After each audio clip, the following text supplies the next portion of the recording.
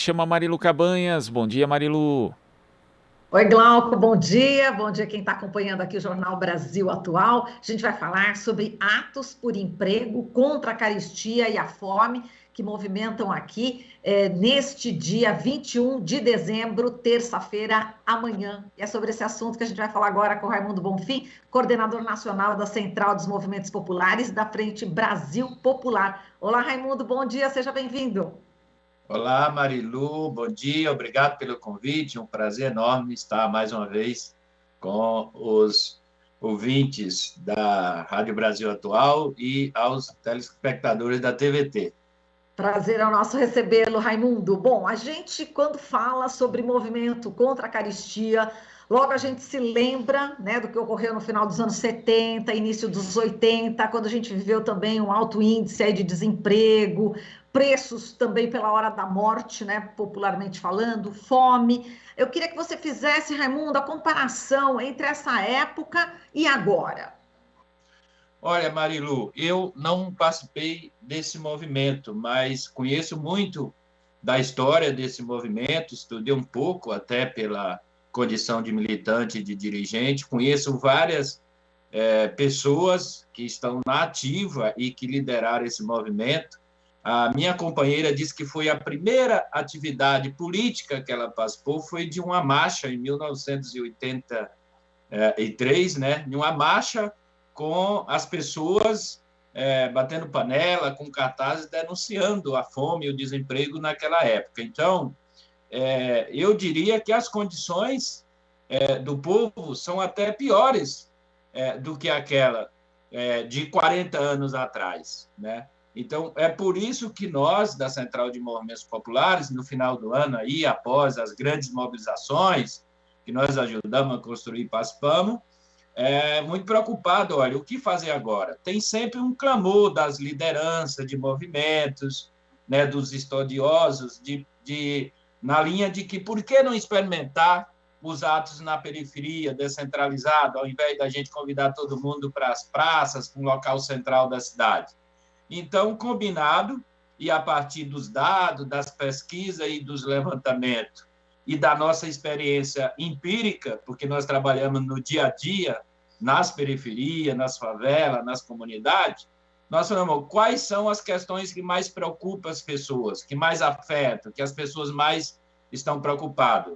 Quais são? A gente chegou à conclusão, através de dados, de pesquisas e da vivência empírica, de que é a questão do desemprego, da carestia e da fome. Então, vamos, né, veio na nossa lembrança esse movimento contra a carestia, como você mencionou.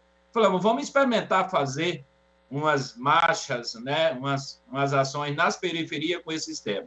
Fizemos uma no dia 24 de novembro em Heliópolis, no final da tardezinha, e eu tive o prazer de ajudar a coordenar e construir essa. Teve mais de 1.000 pessoas, no final da tardezinha, pessoas com panela, com os cartazes, né, com cartolina, com os preços dos alimentos, lá no Heliópolis com velas acesas para homenagear as vítimas da Covid. E aí, no último mês, nós fizemos umas 4 ou 5 reuniões na sede da CMP e o movimento cresceu. Nesse momento, nós estamos com 14 marchas, sendo uma na região central de São Paulo, 12 nas periferias e uma em São José dos Campos. Então, o movimento cresceu enormemente e nós também queremos denunciar as verdadeiras causas da fome, Marilu, porque nesse Natal, Ano Novo, os grandes meios de comunicação, a imprensa chapa branca, fica mostrando cena de crianças, de pessoas, mulheres, passando fome e até chorando, mas não discute as verdadeiras. Por que que o povo passa fome? Então, a ideia desse movimento, dessas marchas, que nós estamos chamando de movimento Marchas por Emprego contra a Carestia e a Fome, é para chamar a atenção desse enorme problema que atinge milhões de pessoas, sobretudo nas periferias, sobretudo as mulheres, sobretudo o povo negro, chamar a atenção desse grave problema social e apontar as verdadeiras causas, que são a concentração de renda, concentração de poder, um sistema capitalista em que uns lucram e outros não têm condições sequer de alimentar. Veja que o Josué de Castro, né, autor de Geografia da Fome, disse que o primeiro direito do homem, e aí homem no sentido de pessoa humana, é o de não passar fome. E, nesse momento, nós temos no Brasil 20 milhões de pessoas passando fome. E o botijão de gás, né, que está realmente, né, entre esses itens, né, tudo aumentou, não é, Raimundo? Mas o botijão de gás, enfim, mexe exatamente com aquela questão, a pessoa não tem como cozinhar, quer dizer, não tem nem a comida e não tem o botijão de gás, né? E quem tem pouca comida não pode, e aí as pessoas estão usando lenha, enfim, estão se queimando. É uma sucessão, né, de problemas que os pobres estão vivendo, não é isso, Raimundo? É inaceitável, Marilu, um país que é o terceiro produtor de alimentos do mundo, um dos que mais exporta, né? Um país com as terras agricultáveis fantásticas, com recursos naturais, com riqueza, né? Na verdade, a fome e o desemprego é resultado de uma escolha política, não é por acaso, né? Por isso que é importante a gente fazer esse movimento, para não ficar só... Olha, nós promovemos ações de solidariedade. A Central de Movimentos Populares, nos últimos 2 anos, arrecadou e distribuiu quase 500 mil cestas. Agora mesmo, nessa semana, aqui na cidade de São Paulo, nós estamos distribuindo 500 cestas para comunidades carentes. Só que isso não resolve o problema do povo, né? Você entendeu? Não é possível. Agora, na pandemia, Marilu, nessa semana eu fiquei sabendo de que tem falta de jatinho para os bilionários viajar. Está em escassez o aluguel de jatinho, né? Porque aumentou a demanda. Então, enquanto meia dúzia de pessoas acumularam riqueza, ficaram mais bilionárias durante a pandemia, milhões de pessoas foram jogadas. Então, como você falou, é o preço do botijão de gás, da tarifa de energia, né? É o arroz, o feijão, o óleo. As pessoas estão consumindo menos carne, consumindo mais ovos, quando pode. Vão voltar a consumir carcaça, pé de galinha. Na cerca de 15 dias saiu uma reportagem na Folha de São Paulo de pessoas disputando carniça no sertão do Nordeste. Carniça, que é quando as pessoas não sabem, quando uma reis, um animal, uma vaca morre, os urubus vão comer aquele resto de comida já podre. Então, quando os animais estão morrendo, antes de chegar os urubus, o dono daquela reis, né, como a gente chama lá no Nordeste, as pessoas vizinhas estão dividindo as partes. Quer dizer, aonde já se viu num país que já tinha saído do mapa da fome. Então, por isso que eu estava falando que é resultado de escolhas políticas, né?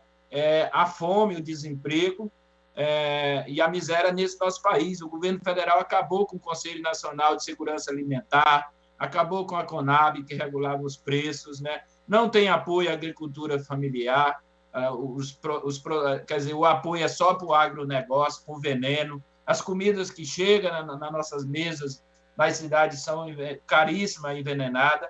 Então, e nós, inclusive, queremos dizer que, felizmente, ainda não estamos experimentando, vivenciando uma crise de desabastecimento. Então, comida tem. É comida ruim, é comida envenenada, mas comida tem. Os supermercados, as grandes redes de supermercados estão lotadas de comida. O que o povo não tem é emprego e dinheiro para se alimentar. Inclusive, nós valorizamos e participamos, tem muitas campanhas com o mote Natal Sem Fome, e nós participamos dela, mas a verdade é de que, nesse Natal, milhões de pessoas passarão fome mesmo, não terão nada para poder preparar uma ceia básica de Natal para com as suas famílias. E é essa situação que nos indigna e que nós, amanhã, a partir das 3 horas, simultaneamente estaremos fazendo estas 14 marchas por emprego, contra a carestia e a fome na cidade de São Paulo. Oxalá a gente possa estar iniciando a retomada de um grande movimento, a partir das periferias, a partir da reconexão com o povo, a partir dos territórios que tanto a esquerda partidária social tem reclamado, né? Então, essa nossa, digamos, contribuição que nós poderemos dar a partir de amanhã para fechar esse ano de mobilização, de luta, de resistência e aumentar a esperança de melhores conquistas e melhores vitórias para o povo brasileiro em 2022.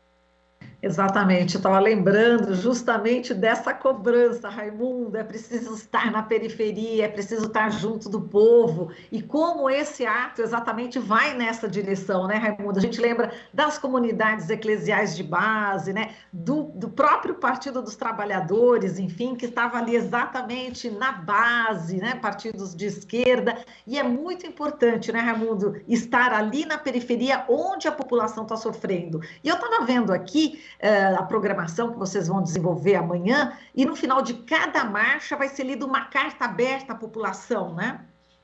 Exatamente. Essa carta aberta, ela tenta, de forma mais aprofundada, sintetizar o que nós estamos conversando aqui. Ela passa por vários aspectos, desde a denúncia da questão do preço dos alimentos, né, do desemprego, né, o que vai levando as pessoas a entrarem no desemprego, na fome, o alimento da carestia, né? A opção do governo atual, né? Obviamente que a fome é uma questão estrutural no nosso país, mas, como eu falei, ela aumentou por conta da pandemia, e ela é agravada pela escolha política desse governo genocida. Então, será lida uma carta, como você falou, ao final de cada marcha, né? As pessoas, Marilu, já estão tudo preparado, com faixa, com cartaz. Foram várias reuniões, foi mais de um mês de reuniões lá na Central de Movimentos Populares, com nossos grupos na periferia.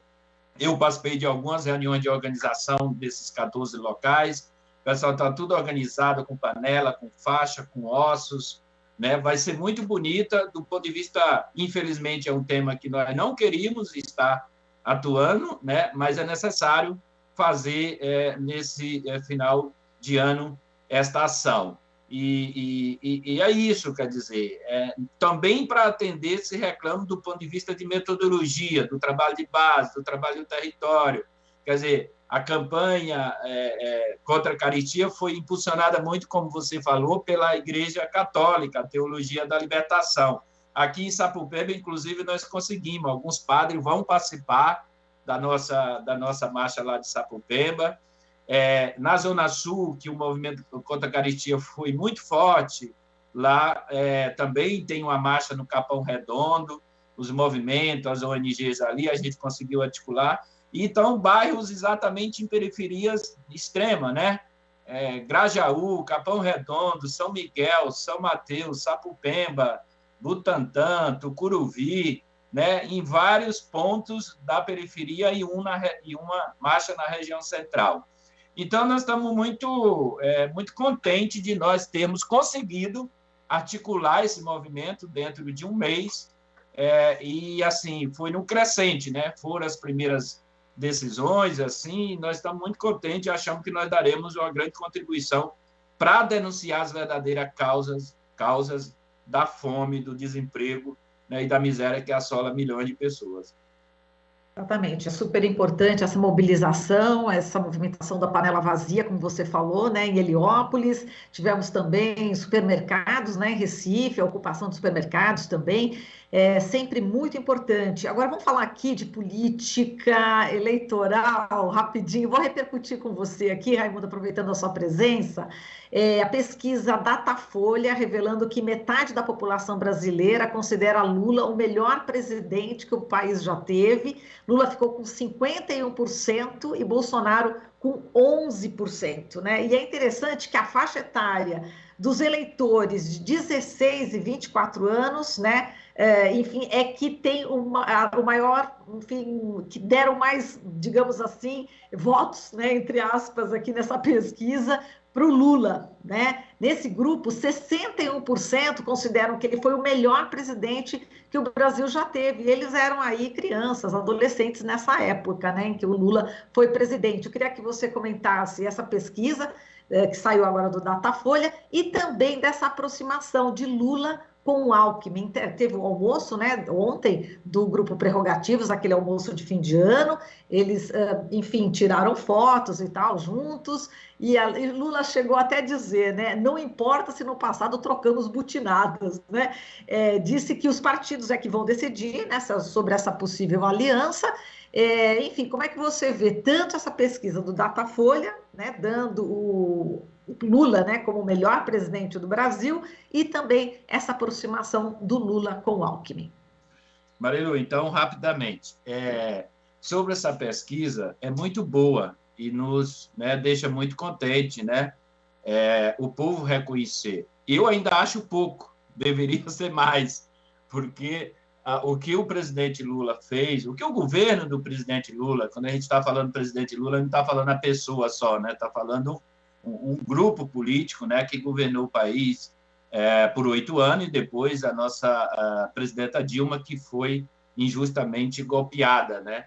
Então, é muito bom ver que o povo tem na memória, né, sobretudo os jovens, né, porque no Brasil a gente é considerado um país em que o povo tem memória curta, né? Então, muito bom também que esses jovens, isso significa que nós, com o nosso trabalho, né, com o trabalho de narrativa, né, conseguimos, mesmo nas pessoas que não experimentaram, não vivenciaram o governo Lula, ter essa preferência de votar, de votar e de reconhecer que o presidente Lula foi o melhor governo do Brasil.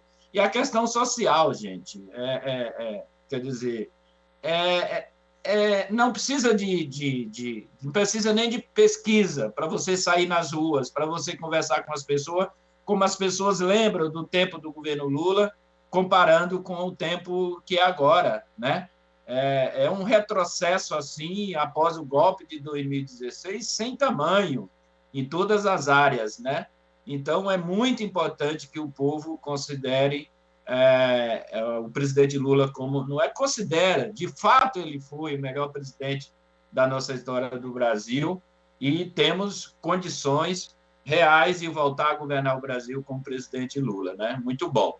Sobre essa questão do jantar, da aproximação com o Geraldo Alckmin, eu penso que é necessário alianças. Eu sempre sou defensor de alianças programáticas e não alianças apenas eleitorais, né? Acho que o momento que nós estamos vivendo no Brasil, com toda essa situação, é muito importante ter aliança com setores que têm a democracia como um valor fundamental. Mas eu não sou especialista em culinária, mas esse tema eu vejo ele com muita cautela, Marilu. Eu ainda fico imaginando se uma receita de lula com chuchu dá um bom prato, né?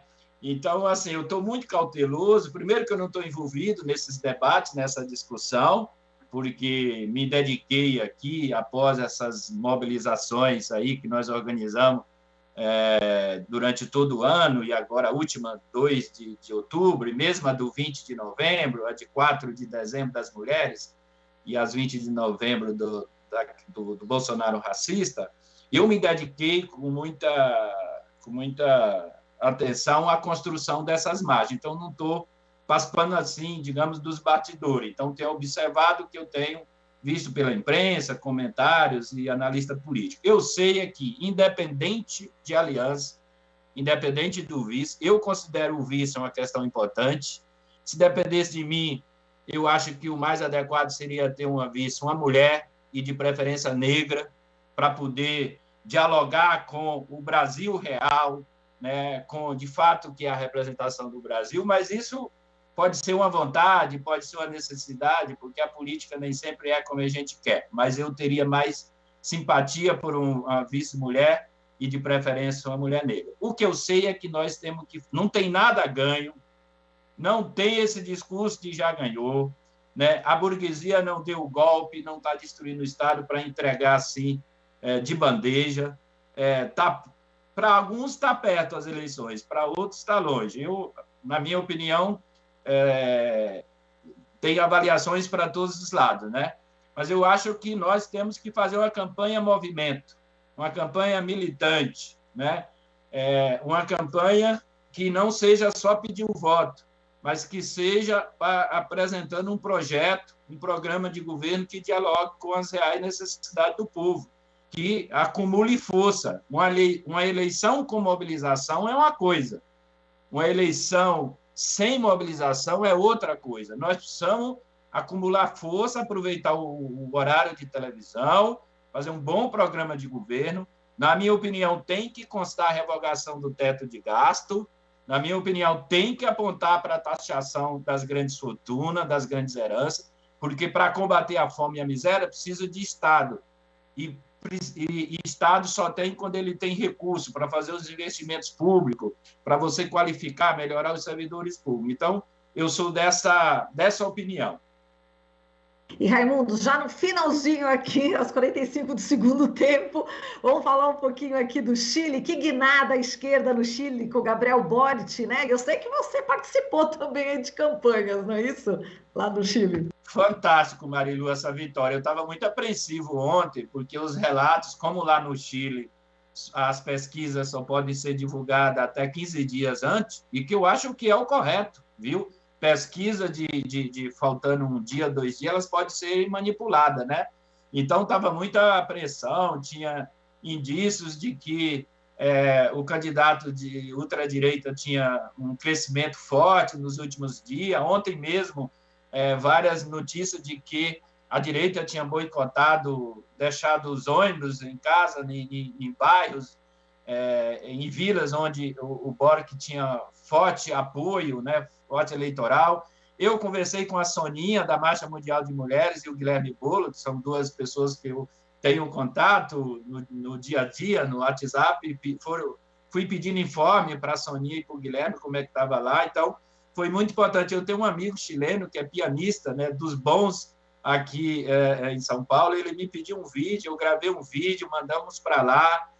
Outro dia, junto com o Movimento Atingido por Barragem, numa atividade final de ano, também fizemos um vídeo coletivo. Então, muito bom essa esperança, esses ventos, né, que vêm do Chile, que Oxalá possa nos animar e nos esperançar também, nos animar para a gente ir à luta em 2022, para eleger o presidente Lula, para eleger uma grande bancada de senadores e deputados, mas, sobretudo, para a gente fazer um grande processo de debate político, de debate, de aumentar a organização dos movimentos pela base, para a gente alterar essa correlação de força para fazer 2 coisas. Primeiro, revogar, ao menos em parte, os retrocessos que foram construídos em cima da classe trabalhadora desde o golpe de 2016. Segundo, para ter força para fazer as mudanças necessárias para a gente voltar a ter um país mais digno, onde as pessoas possam ter emprego, onde as pessoas possam ter acesso à saúde, habitação, à educação, onde as pessoas possam, onde o Brasil deixe de destruir o seu meio ambiente, a sua floresta, né, onde o Brasil possa restabelecer a democracia e a dignidade do seu povo. Raimundo, eu quero agradecer aqui essa participação, forte abraço para você e até a próxima, Raimundo, e bons atos, né? Boas manifestações aí nesse 21 de dezembro, nessa terça-feira. Um abração. Abraço, Marilu, e obrigado. Um prazer enorme, sempre à disposição de vocês. Obrigada. Falamos aqui com o Raimundo Bonfim, coordenador nacional da Central de Movimentos Populares e da Frente Brasil Popular. Você está ouvindo Jornal Brasil Atual. As notícias que os outros não dão.